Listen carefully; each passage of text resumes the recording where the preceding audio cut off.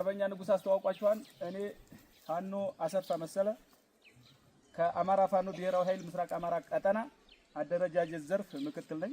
ፈሪሃ አላህና እግዚአብሔር የአማራ ህዝብ እንዲጠፋ ተወስኖበታል። ግን እንዳይጠፋ ደግሞ መልእክተኛ ልከውለታል። ያ ማለት አሳረኛው ፋኖ ማለት ነው። የአማራ ትግል መነሻው ምንድነው? መነሻው የአማራ ህዝብ ማወቅ አለበት። መነሻው ማለት ነው። መነሻውን እስካላወቅነው ድረስ መዳረሻው ልናውቀው ስለማንችል የአማራ ህዝብ መነሻው አብይ አህመድን ካመጡበት በኋላ ጠቅላይ ሚኒስተር ካደረጉት በኋላ የአማራ ህዝብ የተደረገበት የዘር ማጥፋት ጭፍጨፋ 1 2 3 ብለን እንነግራችኋለን። የትግላችን መነሻ ስለሆነ ማለት ነው።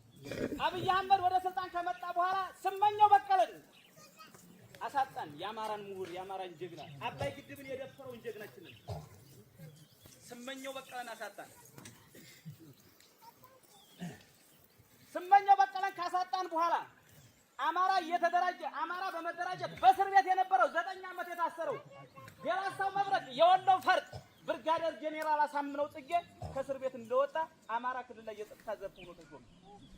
እሱ ከተሾመ በኋላ የአማራ ህዝብ ከ500 ዓመት በፊት የተሰራውን ታሪክ ትንትን አድርጎ ለአማራ ህዝብ ማስተማር ጀመረ። እየደረሰብን ያለውን ግፍ ከነ አጼ ሚኒሊክ ከነ አጼ ቴዎድሮስ ከነ በላይ ዘለቀ ፋኖነት ጀምሮ ያለውን ነገረን እና ቢኖ ጴጥሮስ የሰሩትን ነገረን። ያ ታሪክ አሁንም ተመልሶ መጥቷልና የአማራ ህዝብ ካልተደራጀና ካልጠነከረ ከ500 ዓመት በፊት የነበረው ይደገማናል። ብርጋዴር ጄኔራል አሳምነው ጽጌ ወደ እስር ቤት እንዲገባ ያደረገው አብይ አህመድ ነበረ። ደህንነቱ ነው ያሳሰረው እሱ ነበረ። ከወጣ በኋላ ደግሞ የአማራን ህዝብ የራሱ ለማድረግ ደግሞ ምን ማድረግ ነበረበት? አሳምነውን መፍታትና ስልጣን መስጠት ነበረበት። ምክንያቱም የአማራ ህዝብ አሳምነውን ይወደው ስለነበረ ስስብልቱ ምንድነው ብሎ ያቀኝ ነበረ። የአማራን ህዝብ የኔ ለማድረግ ምን ማለት አለብኝ ነበር? አንደኛ እናሳምነውን ስልጣን ላይ ማስቀመጥ፣ ሁለተኛ ኢትዮጵያ ኢትዮጵያ እያለ ማልቀስ አብይ አህመድ። ምክንያቱም ኢትዮጵያ ስንባል አማራ ማለት ስስብልት ያለን ኢትዮጵያ ሲባል የምንሸወድ ስለሆነ በአረንጓዴ ቢጫ ቀይ ባንዲራ ብቻ የምናምን ስለሆነ ብርጋዴር ጄኔራል አሳምነው ጽጌን 2011 ዓ.ም አብይ አህመድ እና አምባቸው መኮንን የአማራ ምሁራኖች ገሎ እርስ በርስ ተጋደሉ ብሎ ሴራ ሰራብን። ሽመልስ አብዲሳ ምን አለን? አባይ ማዶ ተሻግረን ቁማሩን በልተናል ብሎናል አላለም? ብሎናን እኮ ነግሮናን እኮ አባይ ማዶ ተሻግረን ቁማሩን በልተናል ያለና እነ ብርጋዴር ጄኔራል አሳምነው ጽጌና እና አምባቸው መኮንን ሲገሉ ነበር። የአማራ ህዝብ ግን አልነቃም ነበር። 9 ጊዜ በላጎ ምሽግን ሞክሮ በሞርተር በመድፍ በዙ በዱረን በታንክ ያልቻለውን ለምስራቅ አማራ ፋኖ 1 ቀን ተሰጠው። መስከረም 15 ቀን 2015 ዓ.ም በላጎ ምሽግ ላይ ምን ተሰራ እና አሸናፊ አለሙ ምን ሰሩ ብለህ ጠይቅ። በላጎ ምሽግ ሲሰበር ለ6 ሰዓት ነበር የፈጀው። መከላከያ 9 ጊዜ ያልቻለው በ6 ሰዓት ውስጥ ግን የተሰዋብን የአማራ የቁርጥ ቀን ልጅ አሳረኛው ፋኖ 9 ነበር። በላጎ ምሽግ ሲሰበር እና አሸናፊ አለሙ እነ ሲላምላክ ደጉ ሲቀሩባት እዛች ተራራ ላይ 9 ሰው ተሰውቶብን በመከላከያ ሰራዊት 9 ጊዜ ተሞክሮ ፋኖ እንዴት በ6 ሰዓት ይሰብረዋል? የኔን ስም ወስዳውብኛልና በራቸው ብሎ ለ105ኛ ኮማንዶዎች አብይ አህመድና ምርኮኛው ብርሃኑ ጁላ ትእዛዝ አውርደው ከጀርባችን ተመትተን 104 ሬሳ 143 ቁስለኛ ይዘን ወጣን። በመከላከያ ሰራዊት የአማራ ህዝብ ልታውቀው ይገባሃል። እኛ ግን የዛን ሰዓት ሀገር ማፍረስ ነውና ዋርካው ምረ ወዳጆ ሚስጥሩን አላወጣውም ነበር። ምክንያቱም በዛ ሰዓት መከላከያ መታይብን የሀገር መከላከያ ሰራዊትን አማራ ወጋው ብሎ ደግሞ አብይ አህመድ ሌላ ስም ስለሚሰጥ እንደ ህወሓት 104 ሬሳ ስንቀብር ግን ማሳ ነበር የተቀበሩት። ቤተክርስቲያን እንኳን አላገኘንም ነበር፣ ሰዓት ስላልነበረን 143 ቁስለኛ የሚያሳክምልን አልነበረም። የዛን ሰዓት አሳረኛው ፋኖ ግን ያንን ውጊያ ከጀመረ በኋላ ተሐድሶ እንኳን ይደረግላችሁ ቢባል አፈር እንበላለን እንጂ ራያ የኛ እናቶች እያለቀሱ እኛ እዚህ አንቀርም። 104 የተሰዋ 143 ቁስለኛ ይዘን ወጥተናል። ራያ መሬት እናልቃለን እንጂ አንመለስም ነው ያለው። መስከረም 23 ቀን ራያን ነፃ ወጣን። ከዛ በኋላ ምን አደረገን? እነ ሲላምላክ ደጉ ቤተሰቦች ጥቁራቸውን ሳይገፉ የና አሸናፊ አለሙ ቤተሰቦች ጥቁራቸውን ሳይገፉ የ104ቱ ቤተሰቦች ሀዘናቸውን ሳይረሱ የ143 ቁስለኞች ሕክምና ሳያደርጉ አብይ አህመድ ምን አለ? ትጥቅ ፍቱ አለ። እኛ እኮ ጥያቄያችን የወንድ ጥያቄ ነገር ግን ክተት መክት ብለህና እያለ የተሰዉትን ካስልን የታመሙትን አሳክምልን እኛ ሰርቶ እንበላለን። የኛ ጥያቄ የነ መሐመድ ቢሆን ልጆች ምን ሊሆኑ ነበር ነው የኛ ጥያቄ። የነ ሞላ ደስዬ ልጆች ምን ሊሆኑ ነበር ስላሴ ላይ የተሰዉት ብለን ነበር የኛ ጥያቄ። በክራንች የሚሄዱት ወንድሞቻችን ማን ነው የሚያሳክማቸው ብለን ነበር ጥያቄያችን። ካንዴ ሁለት ሶስቴ ይህን ጥያቄ እየተጠየቅን ካላሳከማችሁልን ካልካሳችሁልን ትጥቅ አንፈታም። ትጥቅ መፍታት ነበረብን አልነበረብንም? አልነበረብንም አይደል? አንፈታም አሉ። እኛ አንፈታም ስንለው የህዝብ ልጅ መሆናችንን አወቀ።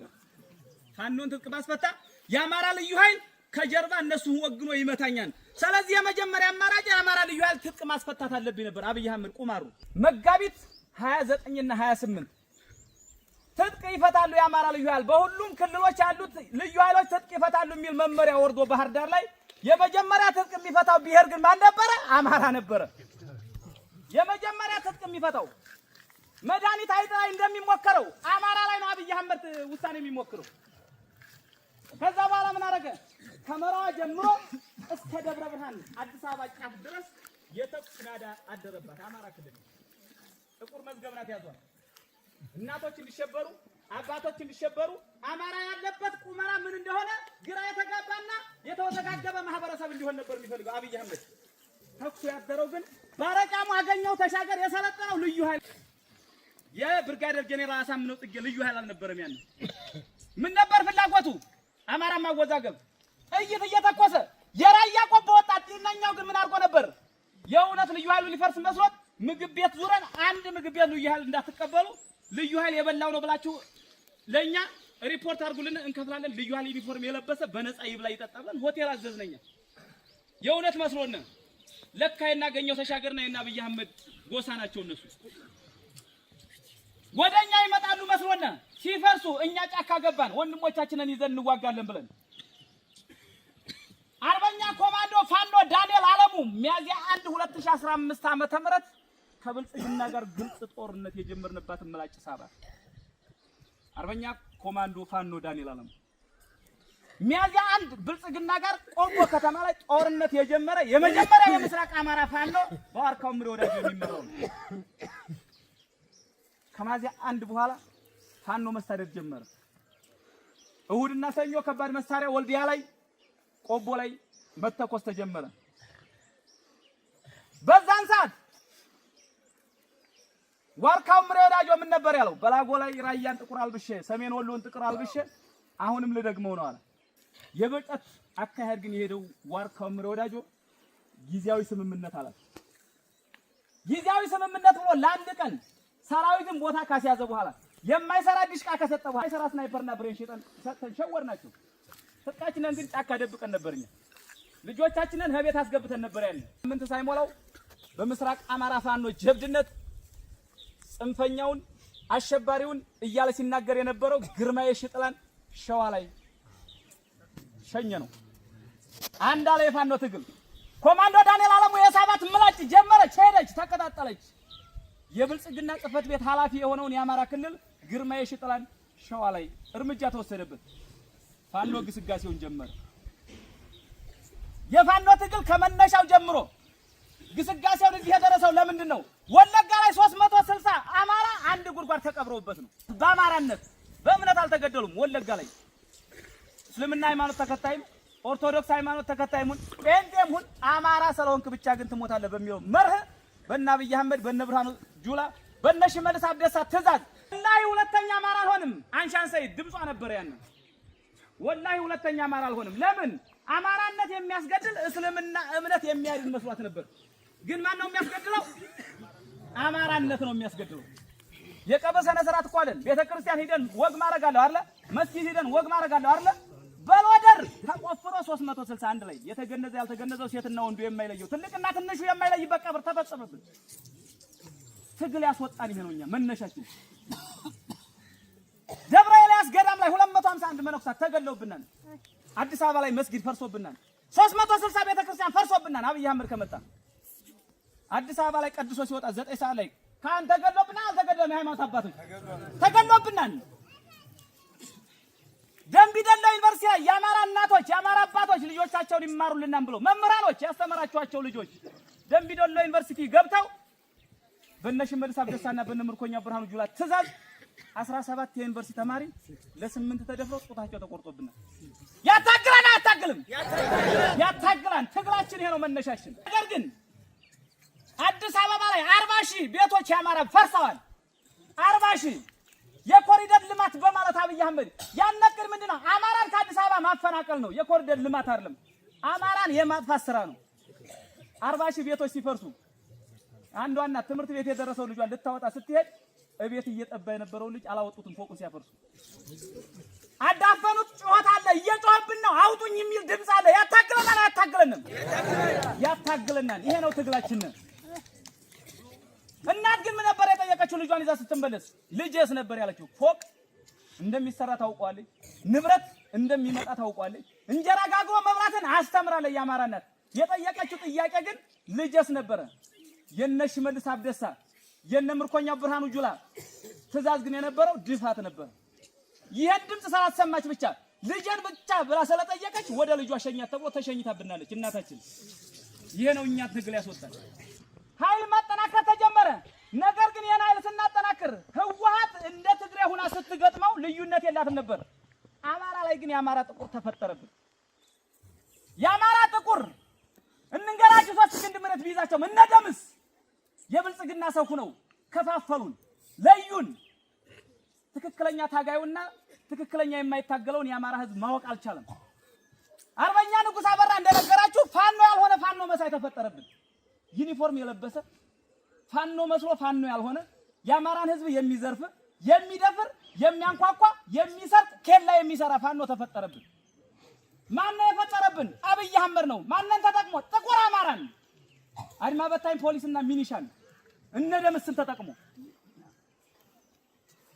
ሰለሞን በቅሎ ማነቂያ ላይ እነ ሰለሞንን ተጠቅሞ 7 ሆነው እየዘረፉ የበቅሎ ማነቂያን ህዝብ ሲያሰቃዩ የነበሩት እነዛ ምን ነበር የሚሰሩት? የአማራን ህዝብ እየደፈርክ እያንኳኳ እየሰረክ ህዝቡ ፋኖን እንዲጠላ አድርጉልኝ ተብሎ ነበር።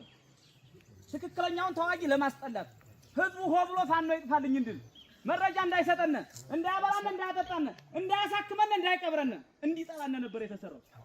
እኛ ግን በሞታችን በቁስላችን የአማራን ህዝብ አንቀን ይዘነዋል። በሄንበት ቦታ እያስተማርን ፖለቲካ እየሰራን የትግላችንን መነሻ እየነገርን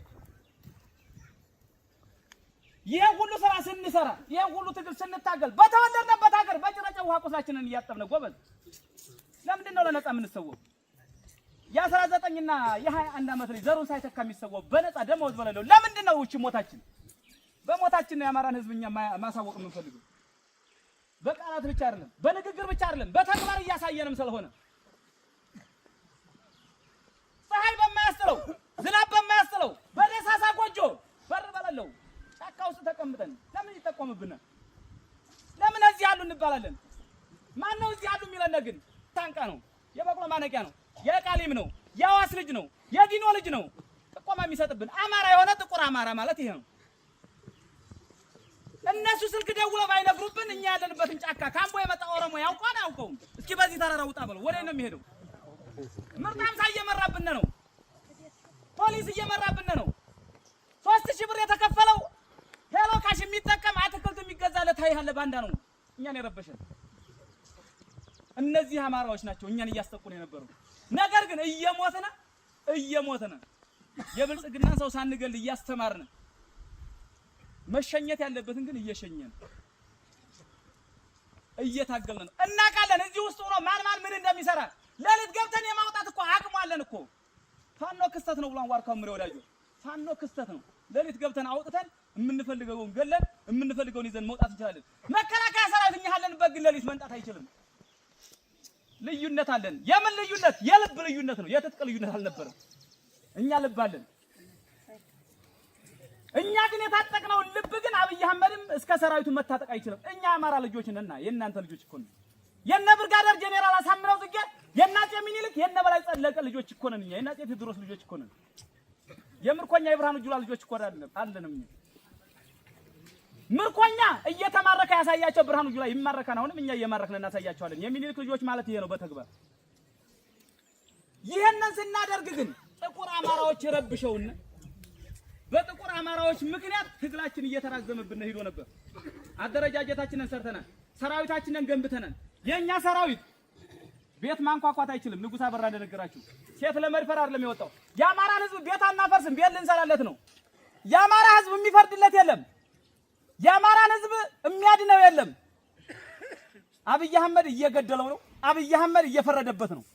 እኛ ግን የወጣው የአማራን ህዝብ ልንፈርድለት፣ የአማራን ህዝብ ልናድነው ነው የወጣ ነው። ይሄን ደግሞ ያረጋገጥነው ደግሞ በምንድነው? በሞታችን ነው፣ በወግ አይደለም። አብይ አህመድ ያወራን፣ እኛ እንሰራለን። የኛ ስራና የአብይ ወሬ በተግባር እየታየ ነው። ነገር ግን ይሄ ህዝብ 2 ዓመት ሙሉ በአብይ አህመድ በብልጽግና ሲመራ የነበረ ስለነበረ ልባችሁ የሸፈተ ያሳረኛው ፋኖ ወገን የሆናችሁ እናውቃችኋለን።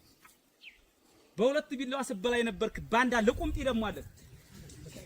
በሁለት ቢላዋ ስበላ የነበረ ትላንትና እኛ ጽንፈኛ እረኞች ስትለና የነበርክ ሰው አለ።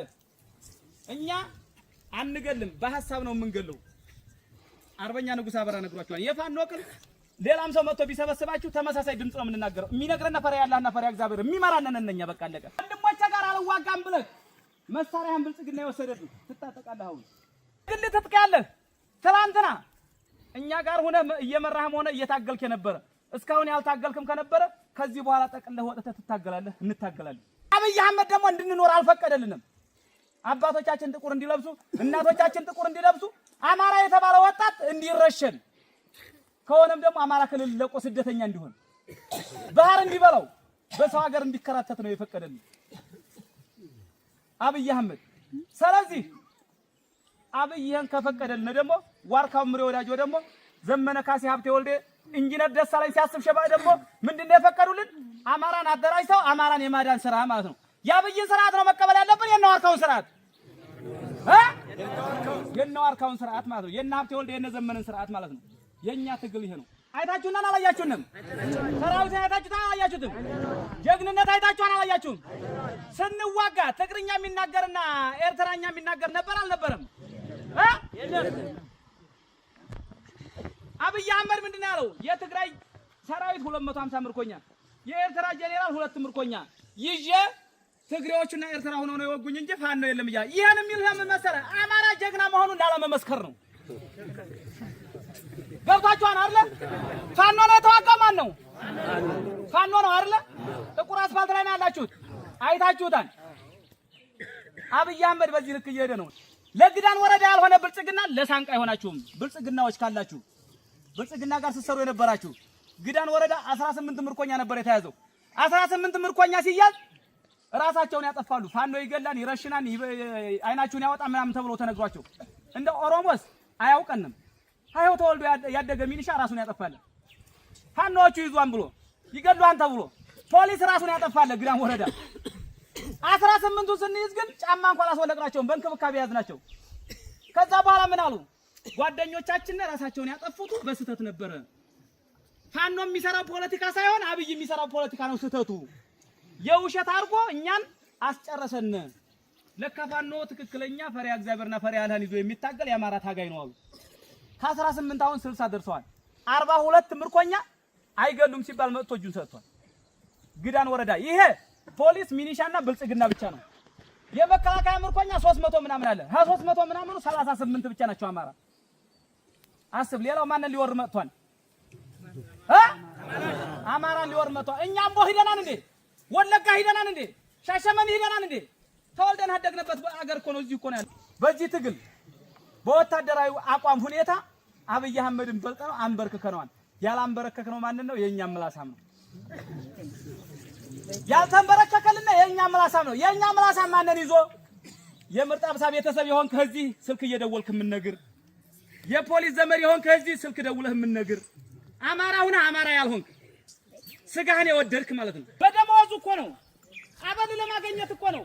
ወልዲያ ላይ ወደ መከላከያ ለማስገባት አንድ ወጣት የያዘ 5000 ብር ተከፈለ አልተከፈለም? ሳንቃ ላይ ተከፈለ አልተከፈለም? ታዲያ አማራን የሸጠ አማራ ማለት ናቸው አይደሉ? አማራን ሽጠው ተናገሩትም። ጌታችን ኢየሱስ ክርስቶስን የሸጠው ማን ነው? አይሁዳ ነው አይደል? የአማራን ወጣት በ5000 ብር የሸጠው ማን ነው? ፖሊስና ሚሊሻ አይደለ? አይሁዳ ናቸው አይደሉ? አዎ በተግባር መሬት ላይ ያሳዩን ማለት ነው። ገብቷችኋል አይደል? አብይ አህመድ ለሊት ገብተን ወልዲያ አንዱን ብልጽግና ወጥተን ስንገለው ይደሰታል። ያዙ አብይ ይደሰታል። አንደኛው ምን አለ? 6 ሚኒሻ ነበሩ፣ አንድ ፋኖ ነበረ። ተኩስ ገጠሙ። 5ቱ ሚኒሻ ገደላቸው አንዱ ፋኖ። አንዱን ፋኖ ግን አንድ ሚኒሻ ገደለው። ከዛ ኦሮሞ ሆዶ ሪፖርት ሲያደርግ ለምን አለው? ዝም በለው ሁሉም አማራ አልቋን አለው። ሁሉም አማራ አልቋን። የነሱ ስራ አማራ መቀነስ ብቻ ነው። ይሄን ስራ እየነገርናቸው ግን አይገባቸዋል። በቁርጥ ሸጡት፣ በጃምቦ ሸጡት ማንነታቸውን። ይሁዳ ጌታችን ኢየሱስ ክርስቶስን እንደሸጠው የአማራ ህዝብ ደግሞ ምርጣንታ አድማ በታኝ አድማ በታኝና የፖሊስ ዘመድ ይሆን እንደው ደረቱን ነፍስ አማራ ነው ለማለት እሱን ወይ አክትፍ ብለህ እንዲሞት መዋጋት አለበት ወይ ደግሞ ሰብከ ማንጣት አለበት። ከዛ ውጭ ምላሳችን ገርብነ በመድኃኒዓለም በሸሆቹ ይዘናል። እኛ ትክክለኛ እንትናችን ለፈጣሪ መስጠት ብቻ ነው። አናውቅም ለጥንቅሽ ሀገር በክርፋ እንለይም። ነገር ግን ፖሊስ አድማ በታኝ እኛ ወልዲያን ስንቆጣጠራት ወዴት ነው የሚሸሹት? ወደ አምቦ ሲሄድ አሳክመኝ ማለት አይችልም። ቋንቋውን አይችልም። ኦሮምኛውን ርቦኛን አብላኝ ማለት አይችልም። አሞኛም ብሎ መናገር አይችልም። ውሃ ስጠኝ ብሎ መናገር አይችልም። የሚሄደው መናገር ከማይችለው ኦሮሚያ ክልል ማለት ነው። ከዛ በኋላ ምንድነው የሚሆነው? ሽንት ቤት ጥረት ሲሉት ይጠርጋል። ተገዝቷና ባሪያ ሆኗና አገሩን ክዶ ሆዷና የመጨረሻ ጣፋንታ ይሄ ሳይሆንባቸው ግን እዚህ አካባቢ ትውልድ ያላችሁ አሁንም ንገሯቸው። እኛ ማርያምን አንመታቸው። በፖለቲካው ምን ላይ እንደደረስን ልንገራችሁ። ምናልባት የአማራ ህዝብ እንዳይሞት፣ የአማራ ህዝብ ሰርቶ እንዲበላ፣ የአማራ ህዝብ ዘሩን እንዲዘካ፣ የአማራ ህዝብ የትኛውም ከተማ ላይ የትኛውም ክልል ላይ የትኛውም ጎራ ላይ ሂዶ እንዲበላ፣ እንዲጠጣ፣ እንዲኖር፣ እንዲሰራ ለሚፈቅድ አካል ማንኛውም አካል ጋር አብረን እንሰራለን። ይዛችሁኛል አይደል? አማራን የሚያከብር ከሆነ አማራ እንዳይሞት የሚፈልግ ከሆነ አማራ ሲያገኝ የሚደሰት ከሆነ አማራ የትኛውም ቦታ ላይ ሂዶ ሲኖር አማራ ነኝ ብሎ ደረቱን ነፍቶ ሲናገር የማይከፋው አካል ካገኘን አብረነው እንሰራለን። ነገር ግን የአማራ መሞት የአማራን ርስ መውሰድ የሚያስደስተው የአማራ የዘር መጥፋት ጭፍጨፋ ሲደረግ የሚያስደስተው የአማራ መምህርም ሆነ አርሶ አደርም ሆነ ነጋዴ ሌላ ክልል ላይ ሄዶ ሲያስተምርም ሆነ ሲነግድ የሚቀናና የሚከፋው አማራን የሚገል አካል ጋር ግን ማንንም ጋር አንሰራም። ጠላታችን ነው። ፖለቲካችን በዚህ ልክዷል። አብይ አህመድ ግን ትላንትና ስንጨፈጭፈው ስንማርከው ስንገለው አቅም ሲያጣ ምን ብሎናል? መካነ ሰላም ላይ ያዙ በደንብ እስልምና ሃይማኖት ተከታይ አላችሁ ይላችሁ ነገ አላችሁ አይደለ? አሉ ያዙልኝ። እስልምና ሃይማኖት ተከታይ አባቶች ይኸው እዛ ፊት ለፊት እያያችሁ ይኸው ፀሐይ ነው የምንናገረው። የእምነት ትግል አይደለም የምንታገለው እኛ የማንነት ትግል ነው። ትግላችን የእምነት ትግል አይደለም፣ የማንነት ትግል ነው። እናንሻን ሰይድ የተሰውበት እነ መሐመድ ቢሆነኝ የተሰውበት ትግል ነው። መስጊድ ፈርሶብናል፣ እናንሻን ሙተውብናል። ነገር ግን አብይ አህመድ መካነ ሰላም ላይ ምን አለን? አስተዳደር ጸጥታ የነበረው የመካነ ሰላም አስተዳደር ጸጥታ ኃላፊ የነበረ ሙስሊም ነው። ፋኖ መካነ ሰላምን ሲቆጣጠር መስጊዱ ገባ። መስጊዱ ገብቶ ተኩስ ጀመረ። የተኮሰብንን አካል መምታት አለብን የለብንም? ይመታን አይደለ? ስንመታው ሲሞት ግን ምን አሉ? የአብይ ተላላኪ እስልምና ሃይማኖት ተከታይ ያልሆኑ የአብይ ተላላኪ እስልምና ሃይማኖት ተከታይ ያልሆኑ ሰዎች ግን ምን አሉና መስጊድ ውስጥ ገብተው ገደሉትኝ። እነዚህ ኦርቶዶክስን ብቻ እንድትለመልም የሚፈልጉ የክርስቲያን ፋኖ ናቸው ብለው አዋጅ አወጁብን። እኛ ግን የገደልነው ብልጽግና ነው። የፋኖ ትግል ዓለም ያወቀው ፀሐይ የሞቀው እውነተኛ ትግል ነው። ዓለም አቀፋዊ ትግል ነው። መስጊድና ቤተክርስቲያንን የሚያከብር ነው። ቤተ እምነቶችን የሚያከብር ነው የፋኖ ትግል። ነገር ግን ሲገለነ ብልጽግና ሆኖ ኑሮ ሲያስረነ ብልጽግና ኑሮ ሆኖ እኛ ስንገለው መስጊድ ውስጥ የሚገባ ከሆነ ግን ጴንጤም ሆነ እስላምም ሆነ ቄስም ሆነ ምንም ሆነ ቤተክርስቲያንም ቢገባ አንለቀውም፣ እንገለዋለን። ሃይማኖት የመሳሪያ መቀመጫ አይደለችም። ቤተክርስቲያን የመሳሪያ መቀመጫ አይደለችም። መስጊድ የመሳሪያ መቀመጫ የሽፍታ መቀመጫ አይደለችም። የወታደር መቀመጫ አይደለችም። የሃይማኖት አባቶች አሁን የምትይዙት ቤተ እምነታችሁን የምትመሩት ቤተ እምነት ላይ የሚመጣው ሰላማዊ ሰው ወደ ፈጣሪው ሊያመልክ የሚችል ሰው ብቻ ነው መምጣት ያለበት። ከዛ ውጭ ከሆነ ግን ሸሆቻችን አውግዙት። አላህ አይወደውም። የሰው ነፍስ ያጠፋ ሰው እዚህ አይገባም። የሰው ነፍስ የሚያጠፋ መሳሪያ የያዘ ሰው እዚህ አይገባም በሉት። ኦርቶዶክስ አባቶችም ቄሶችም ንገሩት። ማንም አካል ከቤተ ክርስቲያን አጥር ግቢ ውስጥ ሆኖ ተኩስ መተኮስ አይችልም፣ መዋጋት አይችልም። ነገር ግን ቤተ ክርስቲያን ወይም መስጊድ ገብቶ እጅ መስጠት ይችላል። አባቶች እናንተ ከወንድሞቼ ጋር አስታርቁኝ ብሎ እጅ መስጠት ይችላል። እጅ ከተሰጠ በኋላ ማን ይዞት ይመጣል? የሃይማኖት አባቶች ከምን አውጥተው? ከመስጊድ አውጥተው ከቤተ ክርስቲያን አውጥተው እንቀበላለን፣ አንገልም። እዛች ውስጥ ሆኖ ግን ከተዋጋነ ግን አሁንም ሚሊየን ጊዜ ብልጽግና ቤተ ክርስቲያንም ሆነ መስጊድ ከገባ አንለቀውም፣ እንገለዋለን። እኛን ሳይታኮስ የሱ ወንድነቱ ጀግንነቱ በአባቶቻችን መንጣቱ ብቻ ነው። ይሄን እንዳደርጉ ተመክሩልንና አብይ አህመድ በፖለቲካው ስለተሸነፈ የፖለቲካውን ቁማር እዚህ ላይ ስለመጣበት